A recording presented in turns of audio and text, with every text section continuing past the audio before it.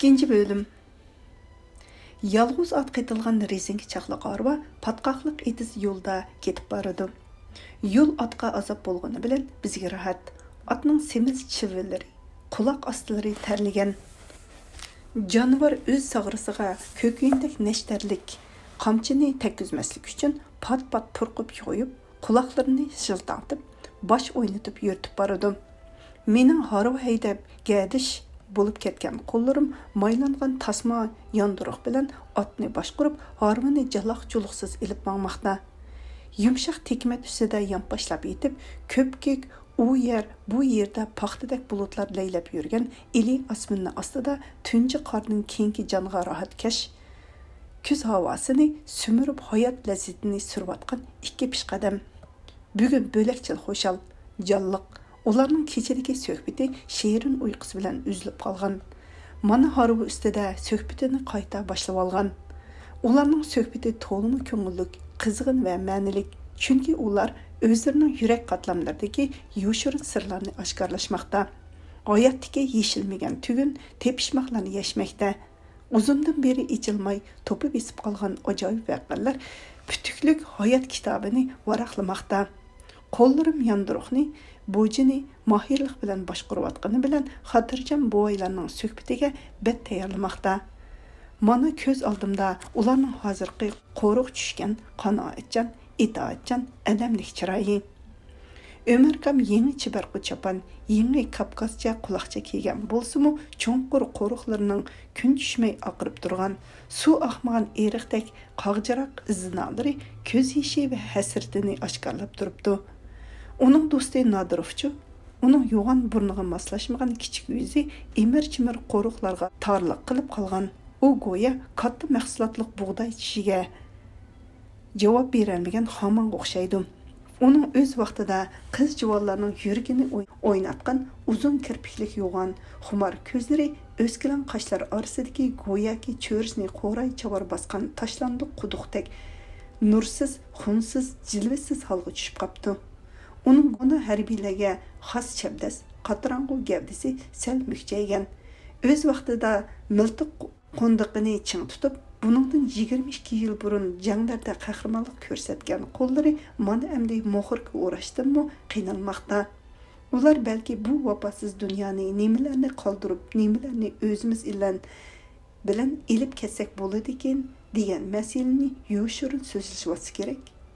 Men ularning tunugundan beri bo'layotgan so'zlardan ba'zilarini tushungan, ba'zilarini tushunmagan bo'lsam-mu, yuqorqi masalani o'ylay olmadim. Chunki ikki dilkash bir bo'lsa, oddiy bir gapni tushuntirish uchun hamon nurg'un so'z va hikoya ko'chalarni aylanib chiqdim. Men ularning mijozlariga hayronman. Uzun yil ko'rishmagan ikki do'st oddiylik ko'rishdi.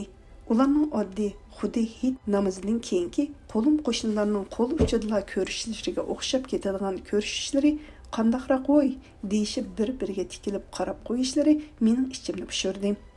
Ular quchoqlashib ko'rishishlari kerak edi, lekin ular oddiy so'g'uqla ko'rishdi. Oz to'lidan ichishdi, lekin qinidan boshqa tabrik so'zi qilishmadi yoki rumkalarni bir-biriga urishtirib qo'yishmadi.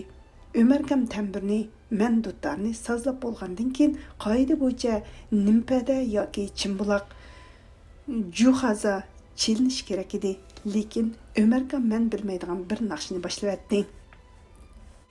Naqshaga Nadirovdan boshqa hech kim qitilolmadi. Naqsha tugaganda Nadirov bir piyola oq aroqni ko'taribdi-da, mening qo'limdan dutlarni elib olib, Ömerkamga qap o'ltirdi-da, Manas daryo bo'yi Yensihay, o'rmon bog' deb qo'ydi. Ular birlari bizga o'z, birlariga bizga yot naqshlarni ulashtirib aytishdi. Tang tarlab, tang hayajonlanib, tang yig'lashdi.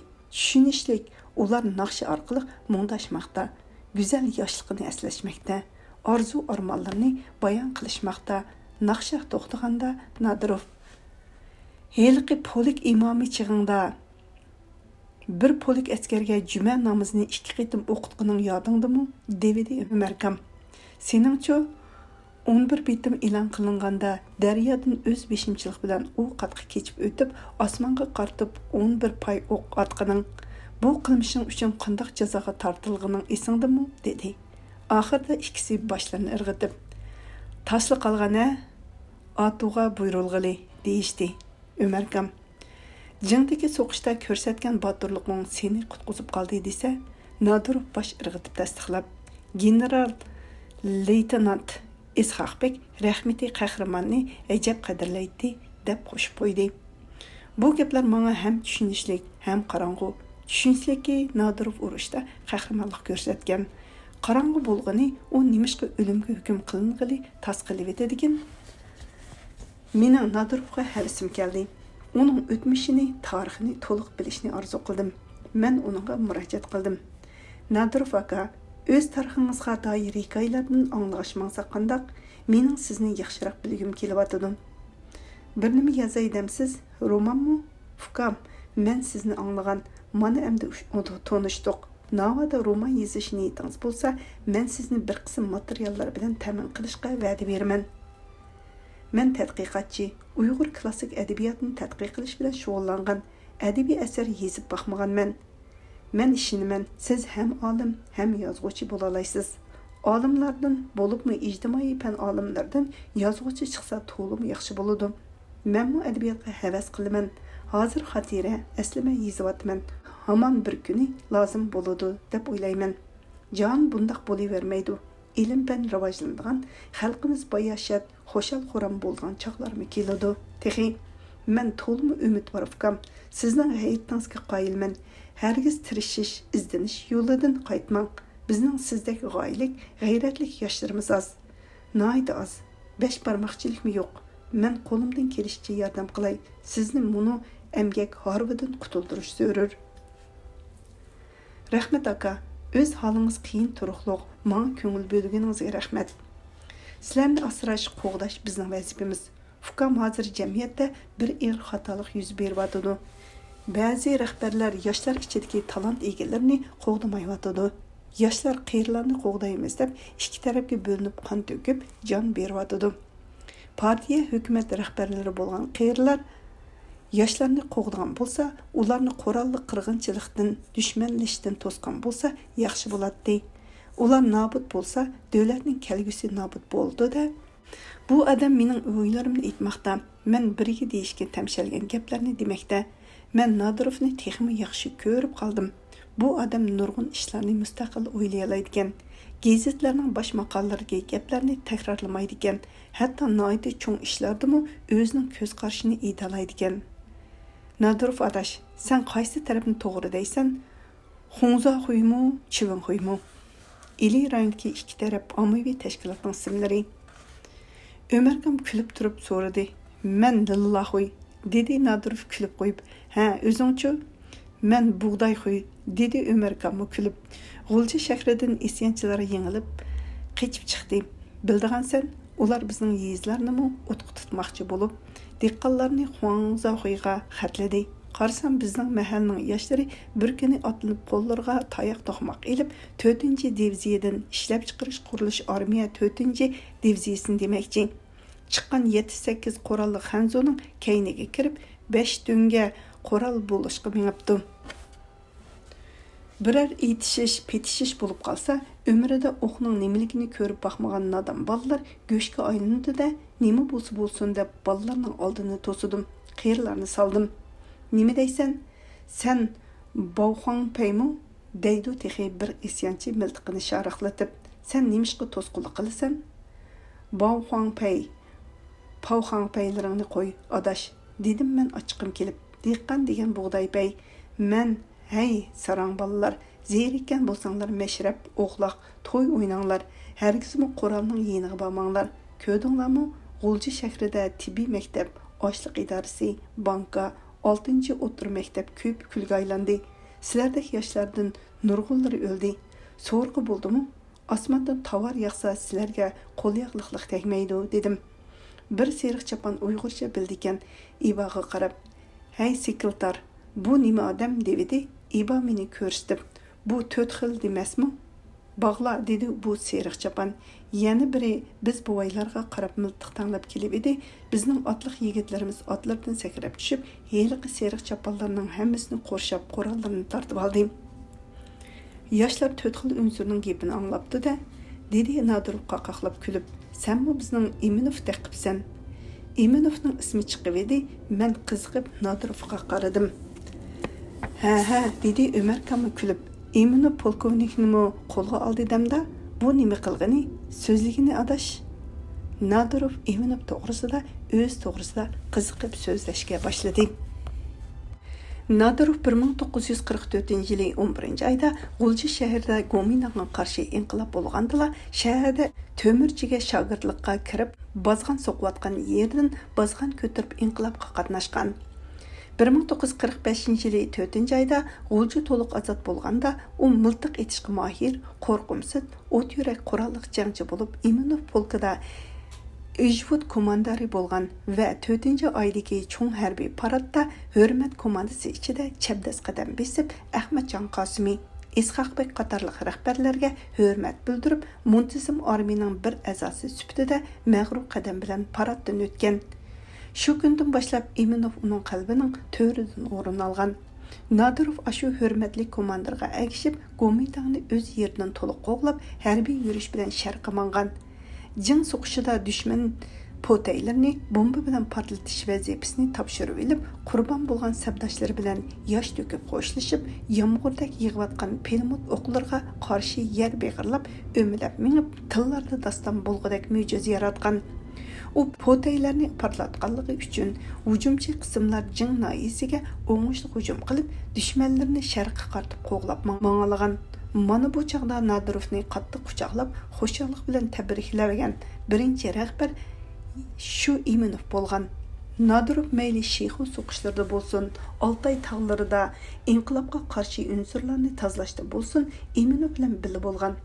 So'qish va sadoqatning nurg'un sinoqlaridan o'tgan qahramon jangchi o'z boshlig'ining ishonchisi bilan rota, batalyon, divizion komandori qatorliq vazifalarni o'z ustiga olib, 1949-yili Şinjan Tinish yo'l bilan ozod bo'lgandan keyin milliy armiyaning bir hurmatli to'kpisi zo'r komandiri sifatida Iminov bilan birga Jungo xalq ozodlik armiyasiga qatnashgan. Şinjanda ijtimoiy isloh yurgizilgan yillarda ehtiyoj sababi bilan armiyadan yerlik hukumat rahbarlik xizmatiga almashganda Nadirov yanada Iminov bilan birga bo'lgan. Uning taqdiri Iminovning taqdiri bilan o'xshash bo'lganligi uchun Nadirov Iminov o'rliganda birga o'rlab, parkomlarda shuji nazoratlarda nozir bo'lib ishlagan.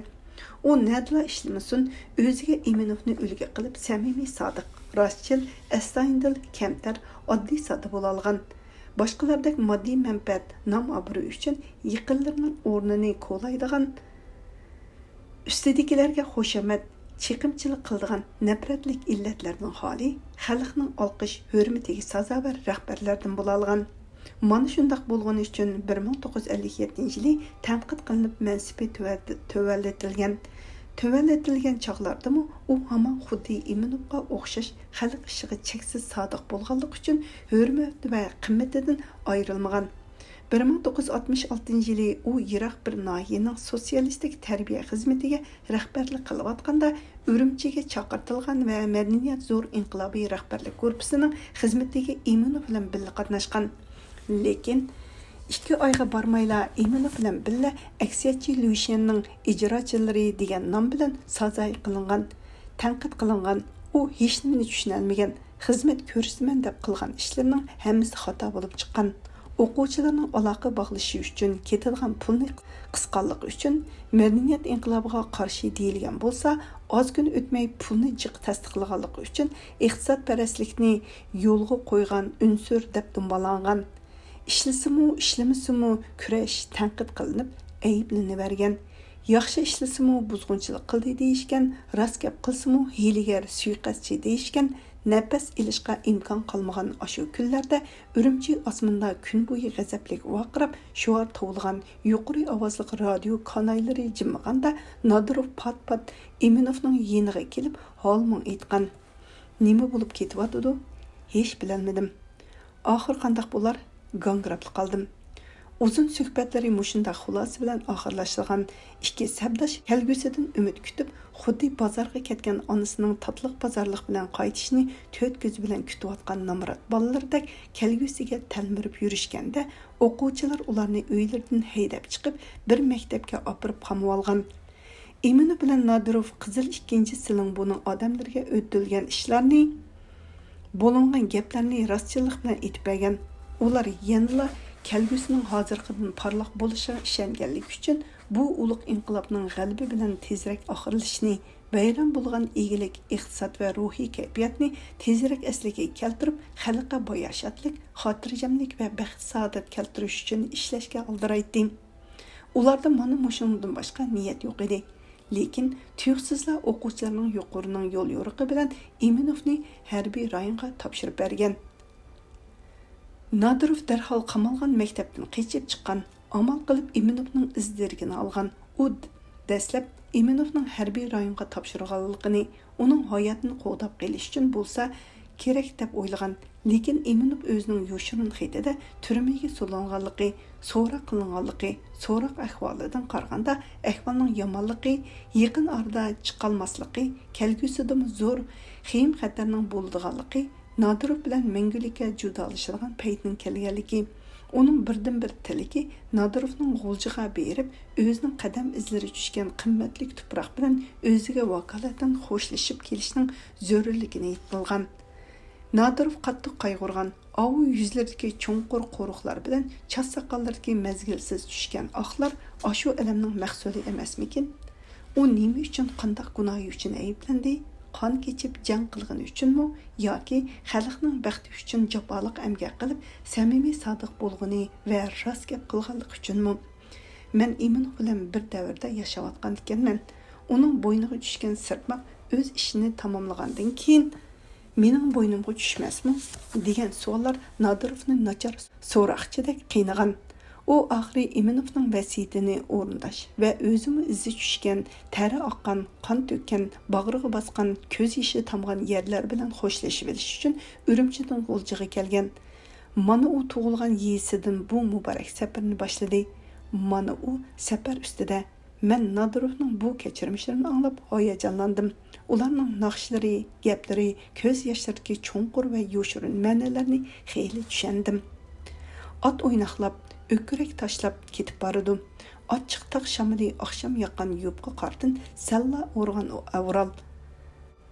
Dilmuk tog'larining oppoq boshlarini silab, tasalli berib, Eli daryosiga yosh temitib qo'yib, cheksiz to'qayliqlardagi tal yulg'onlarni silkib titritib, madori qolmagan nimjon onaning qo'llaridek titrab kelib, bizning g'amkin yuzlarimizdagi alam belgilarini yalab buritmoqda. Men mushu mang'inimcha Nadirov bilan bir necha kun birga bo'lishni, uning bilan sarguzashtlarini to'liq bilishimni xohlaydim.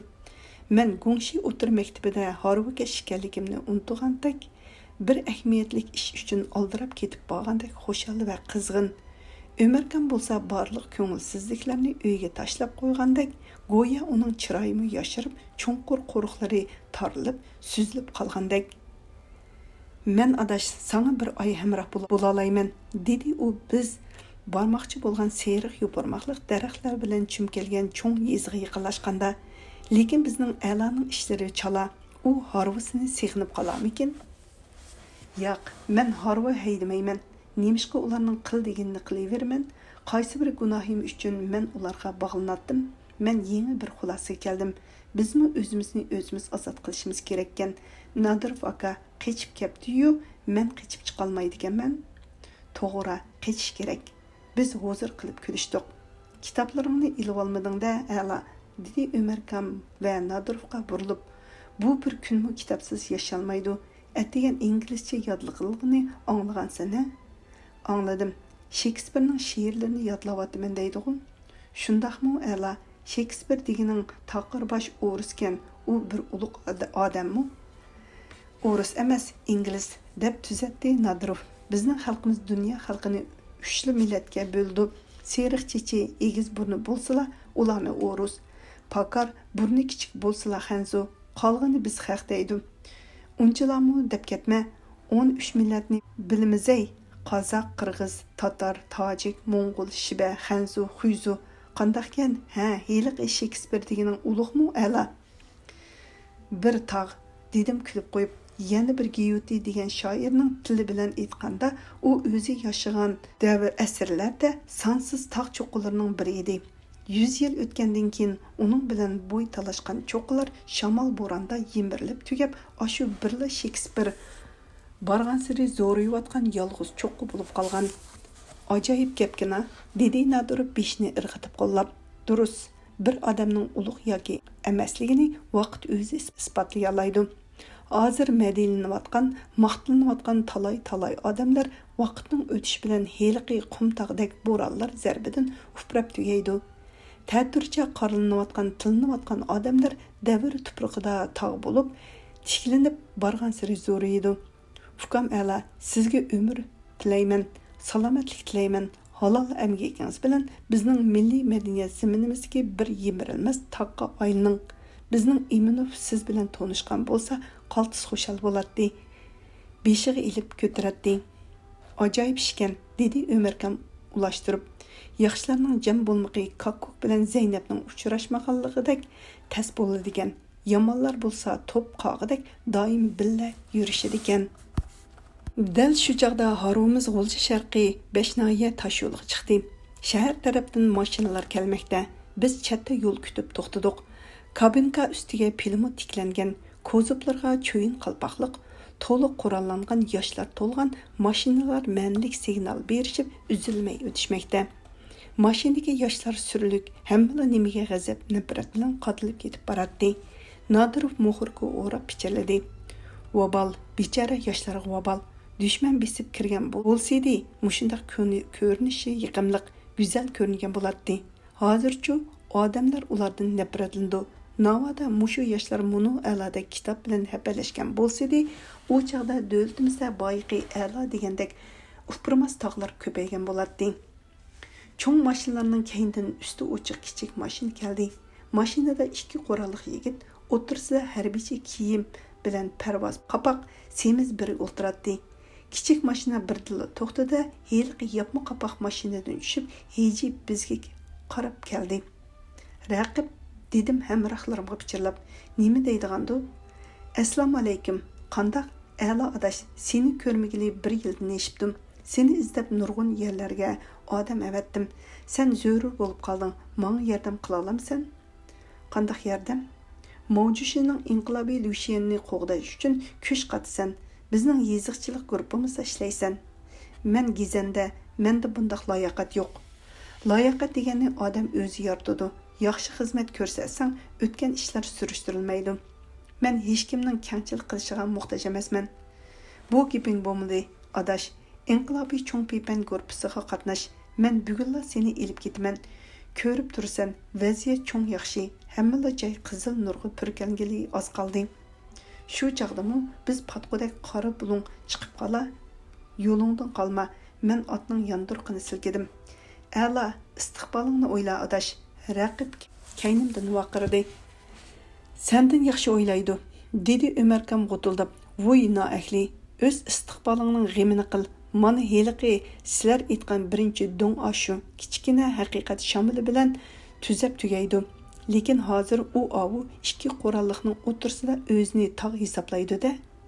Men g'azablandim, lekin raqib to'g'risida tinmadim. Bu kim? Deb so'radi Nadirov. Bumu Raqib bo'jang degan mushu, bilasan, G'ulji shahridagi Jaloliddin hojining tuxumidan Lanjuda a'lolarga boshliq bo'lgan ekan. Mushu inqilob boshlanishdan salla burun noyiga yo'tkilib kelib, tashviqot bo'jangi bo'lgan. Chu jonivor, men gapni boshqa temaga burash uchun qamchamni havoda planlatdim. Nadirov aka, mana sizlar yurish qilgan yo'llarga chiqdik. Qarab boqayli, izlaringiz tepilamdi ekan. Ras, bu yo'llarda bizmi qurollanib otliq mangan, mashinadan mangan, birinchi qitim g'ini battirib partizanlarga qo'shilib, otliq tayoq to'qmoq bilan qurollanib, G'ulji shahrini ozod qilish uchun jangga mangan. Ikkinchi qitim Gomindangning ko'k orjin orqali jingdan bu yoqqa o'tgan askarlarni yo'qotish uchun miltiq bilan qurollanib G'ulji shahridan taqqa qarab mangan. Ta'lingizga bu yo'ldan yana sirqi chiqadigan bo'ldik. Dedim otning beshini qalin qora yog'ochliq yezi yo'lga burab. Bobaylar kulishdi. Maliga kirish eg'izidan koni ko'rikka bir gaz mashina tiqilib qolgan. Odamlar peshonlari bilan mashinaning eriqqa tushib ketgan chaqini ko'tarmoqda. Mashina ansir gurgur qilib injiqlamoqda edi. Yalang'och gavdalik ikki odam tizg'icha patqoqqa kirib mashina bilan tang injiqlab, gadan tomirlari pul tuyib chiqicha chinqalmoqda. Men ularning birini tonidim. To'yga yetib olsa, tumshug'iga esilsa, qo'padigan-ku. Bu mening to'yga laqamlik do'stim Hoshirga qilgan chaqchiqim. Men chaqchaq bilan tang harvidan sakrab tushdim. Nima deb pichirlaysan, uy? Bu mening qushqosh laqimimni otig'ini uning. Biz qizg'in ko'rishdik. Ömərkəm çaqçaq barlaşdı. Canlıqlarning cho'ngi bilan kichigi qandaq quchoqlashidi ekan ko'rib baqayli. Ha ha ha. Hoshirlarning mashinasi tezla chiqdi. Endi bizning harbuga qiyin. Ömərkəm Hoshir bilan ko'rishib etib, yana chaqchaq qildi. Endi bizning harbuga egizrak bir hayvonni qo'shmasak o'tolmaydigan bo'ldik. Eng yaxshisi johilroq hayvon bo'lsa bo'ladi. Ha ha ha. Ko'rdingmi Nadirov? Hoshir shuchi sening qichirliqingni bilib bo'pti. Ular hammasi kulishdi. Hoshir Nadirovning qo'lini chinqisdi. Salomat kapsiz. Uy ichi bola chaqingiz tinchlikmi? Rahmat ukam, yomon emas. Sizni bir ko'rsam dedim. Mani ko'rishdik ukam Hoshir. Menmi sizni ko'rishga tashna edim. Kaptu deb anglab, izlab topay dedim Nadirov aka. Ha, aldirash o'xshaysiz-ku. İşler besiqroq, qaramamsiz, hamma odam inqilob bilan xizmat yo'q. Zavodlar, maktablar, doktorxonalar taqalgan. Birli dehqon chorvachilar ancha-muncha ish qiladi. Oshliq setib berish vazifasining yerimini o'rinlay olmadik. Kuzga terilg'u bu yil 40% kemaydi. Hozir mana 12-oy kiray dedi. Texcha kuzga teriyotgan uylar bor. Kechgan kuzgidan mahsulot chiqamdi. 35 cing o'ruq chechib, bir mu yerdan 60-70 cing hosil olgan uylar ko'p. Bir tal buğday aralla 2 tal bo'lgan. Dehqonning kirimi tuvan. Nahiya bo'yicha bir gunga taqsim qilinadigan pul 1 so'mdan tuvan. Nurg'un uylarning texi 20-30 tiyin, qarzdor oilalar bulturqidan bu yil 25-30% ko'paydigandek turdi. Hey aka, Jungoda 600 million dehqon bor. 1,5 milliard mu yerimiz bor. Bu yerga 800 million xalqning qo'sqi qarishliq. Dehqon ko'klimisa bizning tugiginimiz shu. Inqilobni tutib ishlab chiqarishni ilgari suringlar davodidu. Lekin tutish yaxshi-yu, ilgari surish toza yaxshi bo'lmayotidi. Meni yana bir jingmiga muavin qilib ishlab chiqarishga qo'mondonlik qilib, ish qilish shtabiga mas'ul qilib qo'ydi. Mana shundaq kech kunduz chopaman, qiyinchilik ig'ir, masala ko'p. A'lo bilan ko'rishmayga necha oy bo'pti. Baş tatlıqdaki çoğulu yo'q. Ular tamaga çekkeş paranlaştı. Men Hoshirga sinchilab qaradim. Rast gapimni etsam, men uni sig'inmagan, o'ylamagan birmi kunim yo'q. Mana shu tapda uning bo'yniga esilg'im, salpan quloqlarini tartqim kelyotdi. Lekin iloj yo'q. Men uningga ich og'ritdim. U judigan, chas soqollari o'sgan, kiyimlari kir va sapasiz. Mushu ko'rinish bilan hech bir noilik partqimning shujisiga o'xshamaydi.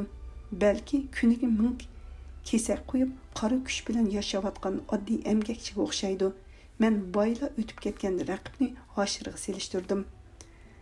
Hoshir dehqon va butun nahiya davlat uchun bosh qotirib chipib yuriydi. U gaz mashinada, raqib bo'lsa odam tutish, qon to'kishga mangdi. U kichik mashinada, Hoshirning xiyoli davlat va xalqda. U judigan horg'on, raqib bo'lsa suiqasd, mansab, manfaat tamasida. U semiz rohatda. Qaysidir bir kitobda nodon va johillarning e'tiborlab, dona va bilimliklarni xo'rlash, zolim podshohlarning elni boshqarish usuli deyilgan. Men bu so'z orqali bir odamni ayiblamoqchi emasman, lekin buni menga tonish va yaqin bo'lgan ikki kishining selishtirmasi ixtiyorsiz holda menga bu so'zni eslatdi. Biz Hoshir bilan uzoq paranglashdik. Hoshir biz bilan keyin uchrashishga va'da berib ketib qoldi. U ketar vaqtida meni chetga tortib pichirladi. Nadirovning piyiga tushgan odam bor. Uqdingmi? Sen o'zingni oya, eng yaxshisi. Bu odamning keyniga kirib olma. Vaziyat jiddiy. Qolgan gaplarni keyin aytaman. 3 kundan keyin kechasi yotqinda kut. Men qo'ng'ili borman. Men uning gapiga ham norozi, ham hayron. Nadirov nima gunoh qilgani uchun gumonliq? Men nimishqa bundaq samimiy, bilimlik, yaqinlik odamdan o'zimni tortadiganman. Bu dunyoda bizga nimancha tor, biz qachongacha ma'naviy, jismoniy qafas ichida qiynalamiz. Bizni bu yezda mahalning tanlangan odamlari kutib oldi. Keyin nima bo'lsa bo'lmamdi, bugun rosa qang'uchi naqshi aytib oldigan bo'ldik. Bu bir g'animat.